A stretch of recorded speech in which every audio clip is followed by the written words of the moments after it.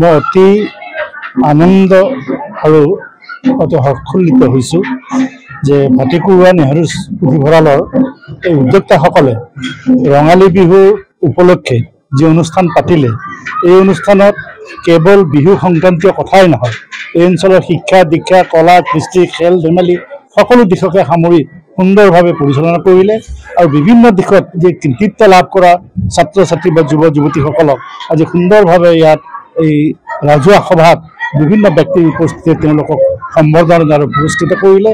আৰু লগতে আৰু আনন্দ পাইছোঁ যে বিগত বৰ্ষৰ এই বিহু উৎসৱৰ ৰাহি ধনেৰে এই অঞ্চলৰ বিভিন্ন কাৰ্যসূচী গ্ৰহণ কৰা যিখিনি কথা তেওঁলোকে ইয়াত ব্যক্ত কৰিলে অতি সুখৰ কথা। কাৰণ আমি আজিকালি যুৱকসকলে কিবা অনুষ্ঠান পাতি উঠি তাত যিখিনি ধন সংগৃহীত হয় তাৰ ভাল কামেৰে শেষ কৰা প্ৰায় পোৱা নাযায়, বিভিন্ন বিতৰ্ক হয়। কিন্তু সুন্দৰভাৱে তেওঁলোকে ইয়াত ৰাহি ধনেৰে বান পীড়িত লোকসকলক সাহায্য কৰা আৰু অতি দুখীয়া মানুহক নি খাদ্য দিয়া আৰু আটাইতকৈ ডাঙৰ কথা লৈছে কোনোবা দাতাৰ সহযোগত বান্দৰৰ কাৰণে ফল মূলৰ এটা নতুন বাগিচা কৰি দি অন্ততঃ তেওঁ বান্দৰৰ উৎপাতৰ পৰা ৰাইজৰ ঘৰ দুৱাৰ সুৰক্ষা কৰা ইত্যাদি কাৰ্যসূচী সঁচাকৈ বৰ সহনীয় প্ৰশংসনীয় কাৰ্য লৈছে। আৰু আশা ৰাখিছোঁ এই পুথিভঁৰাল বা এই সংঘৰ যুৱসকলে নতুন প্ৰজন্মৰ এটা নতুন আদৰ্শৰ গতি আগুৱাই নিব বুলি মই আশা ৰাখিছোঁ। আমি জয়তে আপোনালোকৰ জৰিয়তে সমূহ অসমবাসী ৰাইজক ধন্যবাদ জ্ঞাপন কৰিছোঁ। স্মৃতি সংঘৰ আমি উদযাপন সমিতিৰ ফালৰ পৰা এই ব্যতিক্ৰমী বা এই অনুষ্ঠানৰ যি আমাৰ উদ্দেশ্য লক্ষ্য, ইয়াৰ মূলতে আমি কৃতজ্ঞতা জ্ঞাপন কৰিব লাগিব আমাৰ জ্যেষ্ঠসকল। তেওঁলোকৰ আদৰ্শ, তেওঁলোকৰ দিহা পৰামৰ্শ, তেওঁলোকৰ কৰা নৈতিক কামৰ তাৰ ফলপ্ৰসূ হিচাপে আমি আমাৰ তেওঁলোকৰ নাতিপুতি আমি কৰিব আগবাঢ়িছোঁ।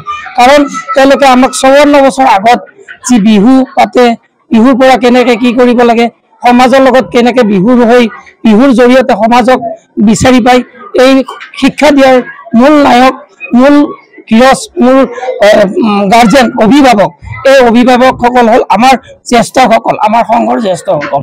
তেওঁলোকে আমাক দীক্ষা দিছিলে, সেই দীক্ষা অনুযায়ী আৰু আমি স্কুলত শিক্ষা গ্ৰহণ কৰা শিক্ষক ছাৰসকলৰ শিক্ষা অনুযায়ী আমি আজি এইখিনি কৰাৰ কাৰণে আমি আগবাঢ়িছোঁ।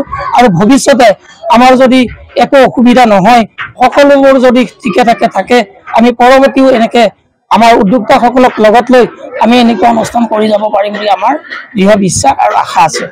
দেখিছোঁ যে কুৰুৱা অঞ্চলত বৰ্তমান অকল শিক্ষাৰ ক্ষেত্ৰতে নহয়, কলা সংস্কৃতি আৰু খেলা ধূলা এই আটাইবোৰ ক্ষেত্ৰত যথেষ্ট আগবাঢ়িবলৈ লৈছে।